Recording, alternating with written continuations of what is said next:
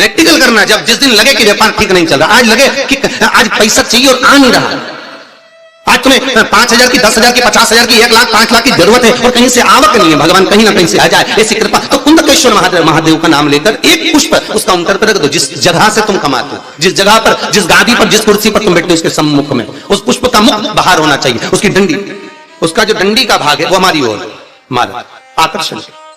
जैसे भगवान को जो फूल देते हैं, आपको मालूम होगा ना, भगवान को जो पुष्प देते हैं तो पुष्प का मुख कहां रखते हैं? भगवान की ओर। ठीक है, मतलब जैसे भगवान गोपाल जी बैठे हुए हैं तो भगवान को अगर आप पुष्प दोगे तो फूल का मुख किधर रखोगे? भगवान की ओर। डंडी का मुख किधर रखोगे? अपनी ओर। उसी तरह जब अपने कार्य की सिद्धता के लिए अपन कोई कार्य कर रहे हैं, किसी को देना है हमको, तो ये पुष्प का मुख बाहर की ओर रखना। हमको जब काउंटर पर रखे तो सम्मुख रखे कि इससे हमें कुछ प्राप्त हो। पर दुनिया के लोग उल्टा फूल चढ़ाते हैं भगवान को। तुम हमेशा देखना, शंकर जी के मंदिर में जाएंगे तो जो शिवलिंग होगा ना शंकर भगवान का, जितने पूजन करने वालों को देखोगे ना, ये शंकर जी का शिवलिंग, तो फूल कैसे चढ़ा के आएंगे? ऐसे जमा के आएंगे, डंडी भगवान की ओर कर देंगे, फूल अपनी ओर कर देंगे, ऐसे भगवान को चढ़ाएंगे। फूल का मुंह अपनी ओर, डंडी का मुंह तुम्हारी ओर, मतलब कांटे तुम्हें चुभे, हमें तो अच्छे। लोगों को पुष्प चढ़ाना भी नहीं आता।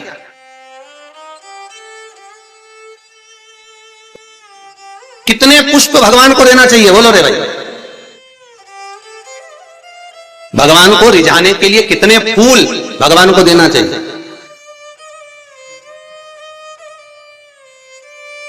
बोलो तो, कितने पुष्प भगवान को समर्पित करना चाहिए? महाराज, भगवान को कितने पुष्प देना चाहिए रिझाने के लिए? भगवान को, अब यहां से आवाज आई थी, 4 पुष्प भगवान को समर्पित करना चाहिए। कितने पुष्प? 4।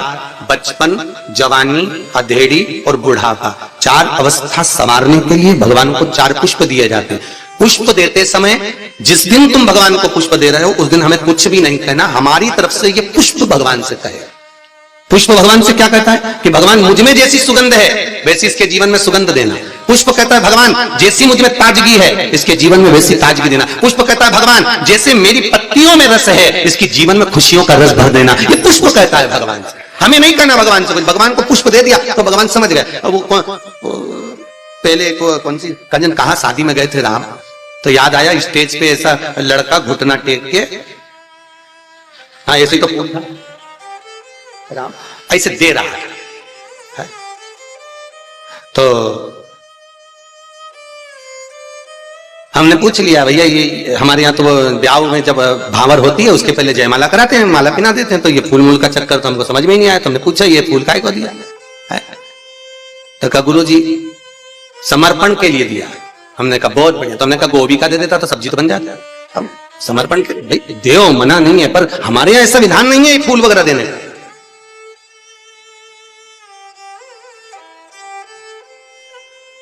आप भले दुनिया के दिखावे के चक्कर में कुछ भी करो वो अलग बात है, पर हमारे शास्त्रों में ऐसा कोई प्रमाण नहीं कि पुष्प आप किसी संसारिक मनुष्य को दे। पुष्प अगर दिल से कुछ देना है तो वो भगवान को दो, भगवान को समर्पित करो।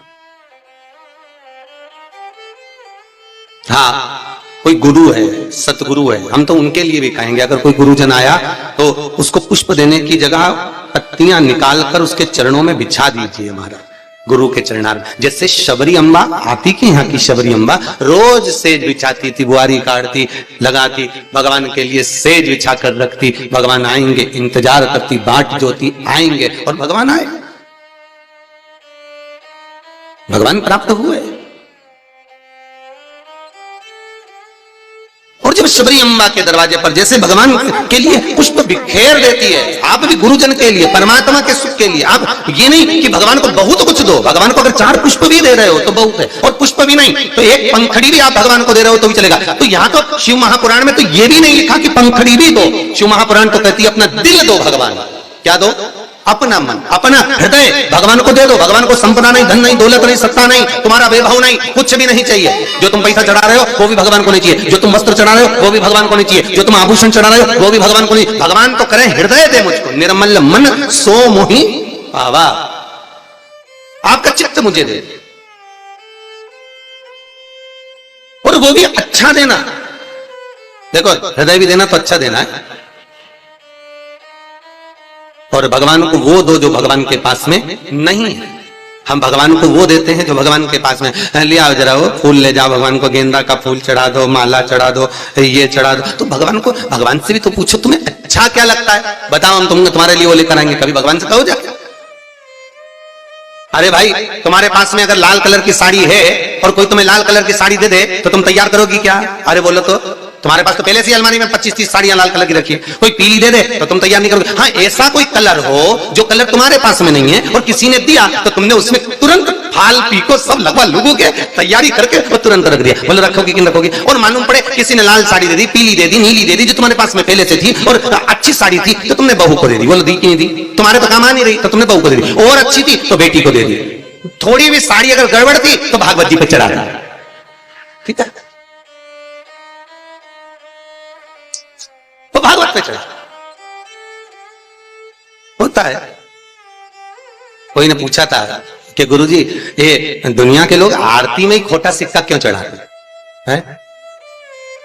मंदिर में लोग खोटा सिक्का क्यों चढ़ाते? फटा हुआ नोट, खोटा सिक्का मंदिर में चढ़ाएंगे, धर्म की जगह पर चढ़ाएंगे, अच्छी जगह पर कहीं नहीं देंगे। पर तो हमने कहा भाई सीधी सीधी बात है, जो दुनिया में कहीं नहीं चलता वो इसी के पास चलता। ये निभाता यही है, जिसको सब ठुकरा दे, जिसको सब निकाल दे, जो कहीं ना चले वो महादेव के चरणों में चले। एक बार शंकर के पास पहुंच जा, खोटे सिक्के को भी चपटी भभूत में है खजाना कुबेर का। बताओ वो शमशान की भभूत कहीं चले? अरे बोलो तो कहीं नहीं चले। अगर कोई मुर्दा जलाने जाए तो घर आके नहाए, और पत्नी करे बाहर बाल्टी रखिए नहा लो जा। और अगर ऐसे ही घुस जाए घर में फिर देखो तुम्हें तो अक्ल ही नहीं है, मुर्दा जला के आए हो, पूरी अक्ल वहीं पे छोड़ आए के शमशान में।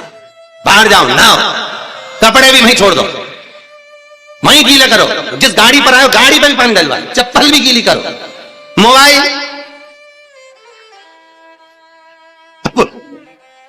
और एक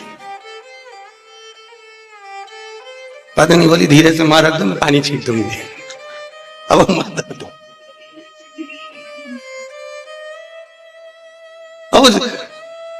विचार करना, वो शमशान की राख कहीं नहीं चले पर एक ही को चले। किसको? महादेव। वो उसके पास ऐसी चले कि वही भस्मी करोड़ों की हो जाती है। दक्षिण मुखी शंख होता है, गणेश शंख होता है, लक्ष्मी शंख होता है, नारायण शंख होता है, महाराज कुबेर शंख होता है, उत्तरवर्ती शंख होता है, भूमि शंख होता है और राक्षस शंख होता है। एक शंख हमारे घर में ऐसा राक्षस शंख, कहीं हम गए बाजार में और हम खरीद कर लिया, तो राक्षस जो शंख होता है जब तक वो घर के अंदर रहता है तब तक घर में अशांति बन ही रहती है। चाहे सास हो, ननंद हो, देवरानी हो, जेठानी हो, भाई भाई हो, कुटुंब कबीला हो। और कई लोग कहते हैं महाराज पत्नी का स्वभाव तीव्र है, कोई कहता माँ का स्वभाव तीव्र है, कोई कहता जेठानी का स्वभाव तीव्र है, कोई कहता पति का स्वभाव तीव्र। अर्थात याद करना मतलब तुम्हारे घर में कोई शंख ऐसा रखा हुआ है तो उसका राक्षस वृत्ति शंख रखा हुआ है, जिसके कारण बस वो राक्षस प्रवृत्ति देगा ही महाराज। उसी तरह एक गणेश शंख होता है। किसी शंख वाले की दुकान पर जाओगे, पूजन वाले की दुकान पर जाओगे तो मिलेगा गणेश शंख होता है, उसको कहना है गणेश शंख दो। तो गणेश शंख जो मिलेगा उस शंख की आकृति होती है सूंड जैसा मुड़ा हुआ। तो उस गणेश शंख में पानी डालकर महाराज उसमें एक कमल गट्टा जानते हो, किराने की दुकान पर मिलता है काले कलर का, वो कमल गट्टा उसमें पटक दिया जाता है। शुक्रवार के दिन, शुक्रवार, शनिवार और रविवार 3 दिन तक उसमें पानी भरा रहने दे। सोमवार के दिन जिसकी वाणी नहीं है महाराज, जो कि हकला रहा हो, तोतरा बोल रहा हो या बिल्कुल नहीं बोलता हो, वाणी खुली नहीं रही हो महाराज, तो कुंदकेश्वर महादेव का नाम लेकर सुबह सुबह वो सोमवार के दिन उसको कुछ भी बिना खाए पिए उस पानी का आचमन कराइए, उसकी वाणी आना प्रारंभ होगी। और 5 या 7 बार कुंदकेश्वर महादेव का नाम उससे बुलवाइए महाराज, वाणी भी क्लियर होगी, हकलाना बंद होगा और उसकी आवाज बाबा की कृपा से, कुंदकेश्वर की कृपा से पुनः आएगी। कुंदकेश्वर स्मरण, कुंदकेश्वर भगवान का जो नाम जाप है वो सुख प्रदान करता है। हम तो कई व्यापारियों से कहते हैं कि अगर तुम्हें ऐसा लग रहा है कि आज दिन भर से दुकान नहीं चली, व्यापार ठीक नहीं चला, आज इनकम नहीं हुई, आज अच्छा व्यापार नहीं चल रहा है और आपको ऐसा लग रहा है तो रोज रोज ना करिएगा, पर जिस दिन तुम्हें लगे कि आज बिल्कुल व्यापार ठप पड़ा हुआ है उस दिन कुंदकेश्वर महादेव का नाम लेकर एक सफेद फूल काउंटर पर रख दीजिए, शाम तक देख लेना, अपने आप अंतर मालूम पड़ जाएगा। और ये तुम चाहो तो कल से करके देख लेना। इसलिए प्रैक्टिकल जरूर करना, प्रैक्टिकल का जमाना करना चाहिए। एक महाराज जी प्रवचन में कह रहे थे शराब नहीं पीना चाहिए, शराब पीने वाला व्यक्ति, मदिरा पीने वाला व्यक्ति गटर में पड़ा होता है, नाली में पड़ा होता है, मत पियो, ये गंदा नाली का पानी है। उसी में महाराज का पहचान वाला बैठा था, उठ के खड़ा हो गया, ओ महाराज तो इतनी बड़ी बड़ी बात कह रहा, तेरा सग्गा भाई पी के तो नाली में पड़ा। तो हमको ज्ञान दे रहा, तेरे भाई को क्यों नहीं देता? महाराज जी बोले देखो भैया, मैं भी प्रवचन कर रहा हूं, मेरा भाई भी प्रवचन कर रहा है, मैं मुख से समझा रहा हूं, मेरा भाई प्रैक्टिकल करके दिखा रहा है। तुम जैसे समझना चाहो वैसे समझ जाओ। इसलिए प्रैक्टिकल जरूर करना, कि अगर लगे कि आज व्यापार, हाँ व्यापार ठीक चले तो बिल्कुल मत करना, और नहीं तो तुम और लोग लालच में करने बैठ जाओ। है तुम होशियार कम हो गई। श्री शिवाय नमस्तुभ्यं। श्री शिवाय नमस्तुभ्यं। सब्सक्राइब करें हमारा चैनल श्री शिवाय ताकि आप नमस्तुभ्यं। हमारे